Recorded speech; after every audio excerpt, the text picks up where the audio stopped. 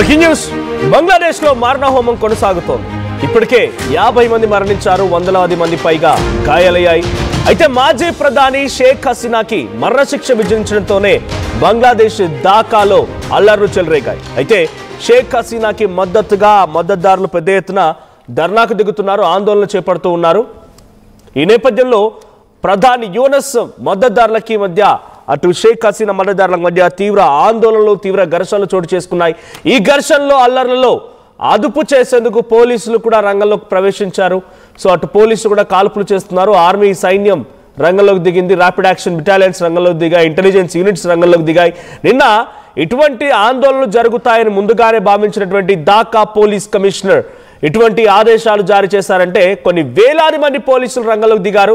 అక్కడ జరిగేటువంటి ఆ దాడిని, ఆందోళన, నిరసనలు మొత్తాన్ని కూడా కంట్రోల్ చేయడం కోసం అంతమంది పోలీసులు దిగినా కూడా ఇప్పుడు అక్కడ సిచ్యువేషన్ కంట్రోల్లోకి రాలేదు. సో షేక్ హసీనా వర్గీయులు, షేక్ హసీనా అభిమానులు వర్సెస్ ఇటువైపు యూనస్ అభిమానులుగా ఇక్కడ యుద్ధం కొనసాగుతోంది. బంగ్లాదేశ్ ఢాకా ప్రాంతం మొత్తం కూడా అట్టుడికిపోతోంది. రాళ్లతో ఒకరిపై ఒకరు విసురుకుంటున్నారు, కర్రలతో దాడి చేసుకుంటున్నారు, బాష్ప వాయువులు ప్రయోగించుకుంటున్నారు. ఒకరిపై ఒకరికి చాలా బీభత్సమైనటువంటి ఒక మారణ హోమాన్ని అక్కడ సృష్టిస్తూ ఉన్నారు. సో ప్రస్తుతానికి పోలీసులు రంగప్రవేశం చేసి పోలీసులు కూడా ఈ సిచ్యువేషన్ని కంట్రోల్ చేసే ప్రయత్నం చేస్తున్నప్పటికీ ఏ మాత్రం కూడా అక్కడ సిచ్యువేషన్ కంట్రోల్లోకి రావడం లేదు. ఇప్పటికే 50 మంది మరణించినట్టు తెలుస్తోంది. నిన్న జడ్జిమెంట్ వచ్చినప్పటి నుంచి ఇప్పటి వరకు 50 మంది మరణించారంటే ఇంకా ఈ రోజు ఎలా ఉంటుందో తలుచుకుంటేనే కొంత ఆందోళన రేకెత్తిస్తోంది. సో మరణశిక్షణ పడినటువంటి హసీనాను తమకు అప్పగించాలని కూడా ఇటు యూనస్ ప్రభుత్వం భారత్ని రిక్వెస్ట్ చేసింది.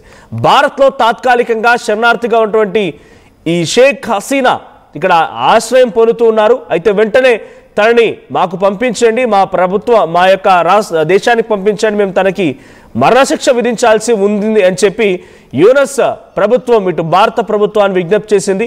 మరి హసీనాను అప్పగించే విషయం పైన భారత ప్రభుత్వం ఇంకా నిర్ణయం తీసుకోలేదు. సో నిన్న వచ్చినటువంటి ఒకసారి జడ్జిమెంట్ చూస్తే ఆ జడ్జిమెంట్లో చాలా కీలకమైన విషయాలు ఉన్నాయి. సుమారుగా 453 పేజీలతో కూడినటువంటి జడ్జిమెంట్ ఇది. సో గతంలో కూడా ఇదే విధంగా ఎవరైనా డెత్ సెంటెన్స్ జారీ చేశారా? సో ఎవరైనా గతంలో కూడా గ్లోబల్ లెవెల్లో ఒక ప్రధానిగా పనిచేసిన వ్యక్తికి ఈ రకంగా మరణశిక్ష విధించారా అంటే for the first time so ఒక పిఎంకి మరణశిక్షణ విధించిన దాంట్లో మొదటిగా కనిపించిన పేర్లు సో టైలర్ ఆఫ్ లిబేరియా దేశానికి సంబంధించినటువంటి అక్కడి ప్రధాని టైలర్, తర్వాత యుగోస్లేవియా లీడర్స్ కూడా కొంతమందికి ఈ రకంగానే గతంలో మరణశిక్ష విధించడం జరిగింది. సో ఇటువంటి సిచ్యువేషన్లో అంటే ప్రధానులకి గతంలో దేశాధినేతలకి ప్రధానులుగా పనిచేసిన వారికి ఎవరికైనా ఈ రకంగానే మరణశిక్ష విధించారా ఇంటర్నేషనల్ క్రైమ్స్ ట్రిబ్యునల్లో అంటే ఒకే ఒక్కరు ఉన్నారు, టైలర్ ఆఫ్ లిబేరియా. అండ్ కొంతమంది యుగోస్లేవియా లీడర్స్ కూడా ఈ రకంగా మరణశిక్షలు విధించారు. ఆ తర్వాత ఇప్పుడు ఈ మధ్య కాలంలో మొట్టమొదటిసారిగా లాంగెస్ట్ సర్వింగ్ ఫీమేల్, సో మహిళల్లో మొదటి వ్యక్తి ఆవిడే.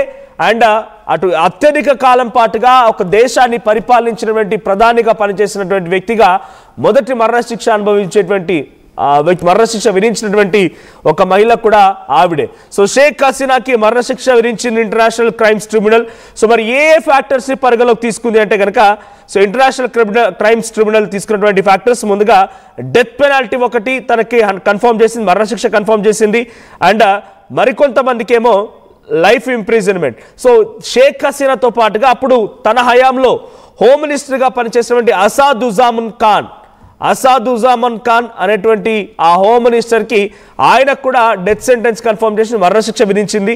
ఆ తర్వాత ఆ సమయంలో పోలీస్ చీఫ్గా పనిచేసినటువంటి చౌదరి అబ్దుల్లా అల్ మమూన్ ఆయనకేమో 5 ఏళ్ల పాటుగా జైలు జీవితం గడిపే విధంగా శిక్ష విధించారు. సో దీంట్లో ప్రజెంట్ తను దేశం వదిలి పారిపోయారు, భారత్లో ఆశ్రయం పొందుతూ ఉన్నారు. కాబట్టి ప్రభుత్వం దీనికి పూర్తి బాధ్యతలు వహించాల్సిందని చెప్పి బంగ్లాదేశ్ ప్రభుత్వం పైనే ఆ కోర్టు ఒక నిర్ణయం వదిలేసింది. సో బంగ్లాదేశ్ ప్రభుత్వం ఇప్పుడు భారత్ని విజ్ఞప్తి చేసింది, మాకు ఎలాగైనా షేక్ హసీనాని తిరిగి వెనక్కి పంపించండి, తనకి ఇక్కడ తప్పులు చేసినందుకు గాను మాకు న్యాయస్థానాలు ఇక్కడ తనకి మరణశిక్ష విధించాయని రకంగా భారత ప్రభుత్వాన్ని విజ్ఞప్తి చేసింది యూనస్ ప్రభుత్వం. మరి ఇప్పటివరకు భారత ప్రభుత్వం ఎటువంటి రియాక్షన్ ఇవ్వలేదు. బట్ బంగ్లాదేశ్లో ఒక మారణ హోమం కొనసాగుతోంది. ఒకసారి ఆ విజువల్ చూద్దాం, ఎటువంటి సిచ్యువేషన్ ఉంది, ఎటువంటి మారణ హోమం కొనసాగుతుంది, ఇరు వర్గీయుల మధ్య ఎటువంటి ఘర్షణ వాతావరణం నెలకొందనేది.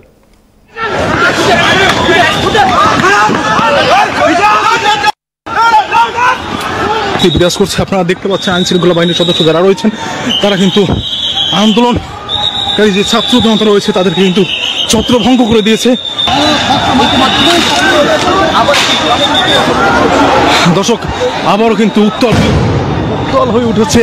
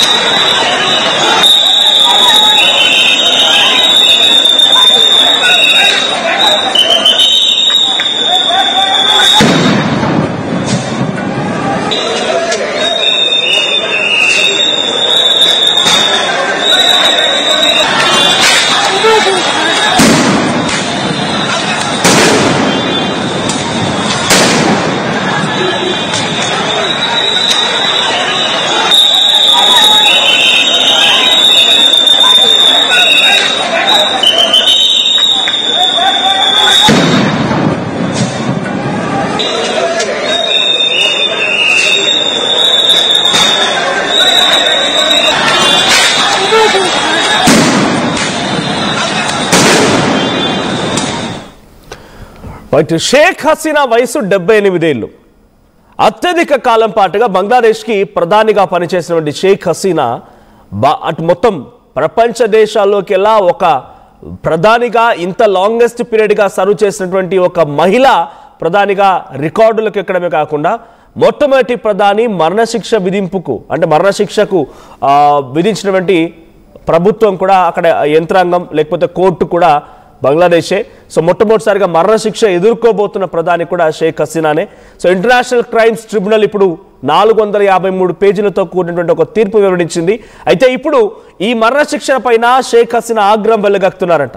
నాకు ఈ వయసులో నాపై ఆందోళన చేస్తూ ఉంటే నేను అక్కడ ప్రజల్ని కాపాడడం కోసం ఇచ్చినటువంటి ఒక నిర్ణయాన్ని తీసుకునే నిర్ణయాన్ని అంటే తన అక్కడ జరిగిన ఇష్యూ ఏంటి, రిజర్వేషన్లకు సంబంధించి మెజారిటీలో వచ్చి మైనార్టీలపై యుద్ధాన్ని చేయడం, వారిపైన దాడులు చేయడం, అక్కడ ఆందోళన రేకెత్తించడం, అక్కడ మైనార్టీలు ఎవరైనా అంటే హిందూస్ బంగ్లాదేశ్లో, సో వాళ్ళని దాడులు చేయడం, ఇంకా చాలా వాళ్ళ దుర్మార్గంగా వాళ్ళపైన అఘాయిత్యం సృష్టించడం, ఇంకా ఈ రకరకాల జరిగేవి అక్కడ. సో ఆ సిచ్యువేషన్లో దాన్ని కంట్రోల్లోకి తీసుకోవడం కోసం నేను ఇచ్చినటువంటి ఒక నిర్ణయాన్ని ఒక ఆర్డర్ని ఇంత దుర్మార్గంగా చూస్తాను. నేను హ్యుమానిటీ లేని వ్యక్తిగా కనిపించానా? ప్రభుత్వాన్ని నడిపించిన రోజులు హ్యుమానిటీ వ్యక్తిగా నడిపించలేదా? చివరాకరణ ఉద్యమం జరుగుతూ ఉంటే ఆ ఉద్యమాన్ని ఎలా కంట్రోల్ చేయాలని చెప్పి నేను ఆలోచన చేసిన దానికి నన్ను ఇంత ఒక మానవత్వం లేని వ్యక్తిగా చిత్రీకరిస్తారా? బంగ్లాదేశ్ని నేను చాలా కాలం పాటుగా అక్కడ సర్వ్ చేశాను. సో ఆ సిచ్యువేషన్లో నన్ను ఈ రకంగా దుర్మార్గంగా బంగ్లాదేశ్ నుంచి పంపించడమే కాకుండా సో అక్కడ జరిగేటువంటి సిచ్యువేషన్ని కంట్రోల్లోకి తీసుకురావాలంటే నన్ను ఈ సిచ్యువేషన్ని కంట్రోల్ తీసుకోవడం కోసం తీసుకున్నటువంటి ఒక నిర్ణయాన్ని 20 ఏళ్ల పాటుగా తను పరిపాలించి మొదటి టైం వచ్చేసి 1996 నుంచి 2001 5 years, సెకండ్ టైం 2009 నుంచి 2014 5 years, and 2014 to 2019 మళ్ళొక 5 years, and 2019 to 2024 5 years, మొత్తంగా 20 ఏళ్ల పాటుగా 20 ఏళ్ల 7 నెలల కాలం పాటుగా పరిపాలించిన రోజు ఏ ఒక్క రోజు కూడా నేను మానవత్వం లేని వ్యక్తిని అని గుర్తు రాలేదా? ఆ రోజు హ్యుమానిటీ కనిపించలేదా? ఆ రోజు మీకు తప్పనిపించలేదు. కానీ నేను ఎప్పుడైతే సిచ్యువేషన్ అండర్ కంట్రోల్లోకి తీసుకురావాలని చెప్పి నేను నా వంతు ప్రయత్నంగా నాకున్నటువంటి అధికారాలను ఉపయోగించి నేను పలు నిర్ణయాలు తీసుకుంటే ఆ నిర్ణయాలకు సంబంధించి జరిగినటువంటి పరిణామాలను నన్ను బాధ్యులని చేసి నన్ను మరణశిక్ష విధిస్తారా అని చెప్పి తను సైతం ఆగ్రహం వెలగక్కుతున్నారట. సో ఈ సమయంలో ఈ వయసులో నన్ను మరణశిక్ష విధించినా నాకు ఇంకేదైనా చేసినా కూడా నేను ఎలాగైనా కూడా కొంత తుదిశ్వాసకు చేరుకున్న వ్యక్తినే. సో అలాంటిది ఇప్పుడు నన్ను ఈ రకంగా చేసి నాపై కుట్రలు పన్నే నా యొక్క కీర్తి ప్రతిష్టతని దెబ్బతీయాలనుకుంటున్నారు, నా పేరుని అనవసరంగా ఒక రాద్ధాంతం చేసి ఇబ్బంది గురి చేయాలనుకుంటున్నారనేటువంటి మాటని తను మాట్లాడుతున్నారట. సో అక్కడ ఇద్దరికి మరణశిక్ష విధించారు నిన్న కోర్టు. ఇద్దరిలో మొదటిగా అక్కడ షేక్ హసీనా అక్కడ ప్రధానిగా పనిచేసిన ఆవిడ, ఆ తర్వాత రెండో వ్యక్తి ఇందాక నేను చెప్పినట్టుగా హోంమంత్రి అసాదుజ్జమాన్ ఖాన్ కమాల్, ఆయనకు కూడా మరణశిక్ష విధించారు. ఇద్దరికి, హోంమంత్రికి ప్రధానికి ఇద్దరికి మరణశిక్ష విధించిన పాటుగా వాళ్ళ ఆస్తుల మొత్తాన్ని కూడా ప్రభుత్వానికి జప్తు చేయాల్సిందిగా ఆదేశాలు జారీ చేశారు. ఇక ఎవరైతే దీంట్లో కీలకమైన విట్నెస్ గా ఉన్నారో పోలీస్ చీఫ్ చౌదరి అబ్దుల్లా అల్ మమూన్. చౌదరి అబ్దుల్లా అల్ మమూన్ అనేటువంటి ఆ పోలీస్ చీఫ్కి 5 ఏళ్ల పాటుగా జైలు శిక్ష విధించారు. సో ఆ తర్వాత అక్కడ ఉన్నటువంటి ఒక కీలకమైనటువంటి అడ్వైజర్, ప్రభుత్వానికి సంబంధించిన అడ్వైజర్గా ఉన్న ఆయన కూడా ఒక 5 ఏళ్ల పాటుగా జైలు శిక్ష విధించారు. సో 453 పేజీలతో కూడిన ఒక ఫుల్ జడ్జిమెంట్ని నిన్న international crimes tribunal Sheikh Hasina case విషయంలో వెల్లడించారు. సో దాంట్లో failure to prevent atrocities, so ముందుగానే ఇక్కడ జరిగేటువంటి అట్రాసిటీస్ని కంట్రోల్ చేయలేక ఆ తర్వాత దాన్ని కంట్రోల్ చేయడం కోసం ఒక్కసారిగా ఈ రకంగా హ్యుమానిటేరియన్ గ్రౌండ్స్లో ఆలోచించకుండా కాల్చిపడేయండి, చంపేయండి అనే రకంగా ఆదేశాలు జారీ చేయడంతో అక్కడ మాస్ కిల్లింగ్స్ జరిగాయి. అంటే చాలా పెద్ద ఎత్తున చంపడం, చచ్చిపోవడం జరిగింది. ఆ తర్వాత తను పెద్ద ఎత్తున ఈ రకమైనటువంటి ఒక ఆందోళన రేకెత్తించే విధంగా నిర్ణయం తీసుకున్నందుకు తనపై మరింతగా అక్కడ ఉద్యమకారులు రెచ్చిపోయి తనపై దాడి చేయాల్సి వచ్చింది. కానీ ఇక్కడ ఉద్యమకారుల తప్పేమీ లేదు, షేక్ హసీనానే తప్పు చేశారు, అటువంటి ఆదేశం ఇచ్చి ఉండవలసింది కాదు అనేది కోర్టు మెన్షన్ చేసిందంట. అంటే ఒక ప్రధాని, అందుకే